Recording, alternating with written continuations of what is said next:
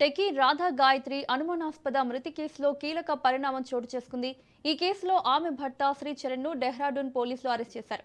గత నెల 15న ఉత్తరాఖండ్లోని ముస్సోరీలో రాధా గాయత్రి అనుమానాస్పద పరిస్థితుల్లో మృతి చెందిన ఘటన సంచలనం సృష్టించింది.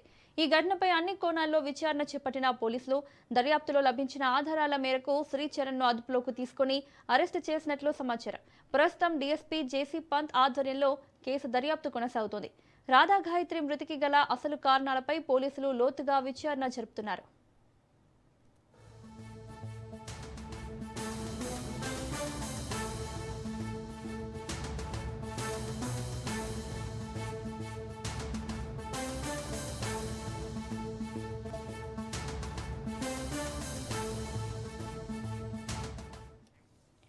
టెకీ రాధా గాయత్రి అనుమానాస్పద మృతి కేసులో కీలక పరిణామం చోటు చేసుకుంది. ఈ కేసులో ఆమె భర్త శ్రీచరణ్ ను డెహ్రాడూన్ పోలీసులు అరెస్ట్ చేశారు. గత నెల 15న ఉత్తరాఖండ్లోని ముస్సోరీలో రాధా గాయత్రి అనుమానాస్పద పరిస్థితుల్లో మృతి చెందిన ఘటన సంచలనం సృష్టించింది. ఈ ఘటనపై అన్ని కోణాల్లో విచారణ చేపట్టిన పోలీసులు దర్యాప్తులో లభించిన ఆధారాల మేరకు శ్రీచరణ్ ను అదుపులోకి తీసుకుని అరెస్టు చేసినట్లు సమాచారం. ప్రస్తుతం డీఎస్పీ జేసీ పంత్ ఆధ్వర్యంలో కేసు దర్యాప్తు కొనసాగుతోంది.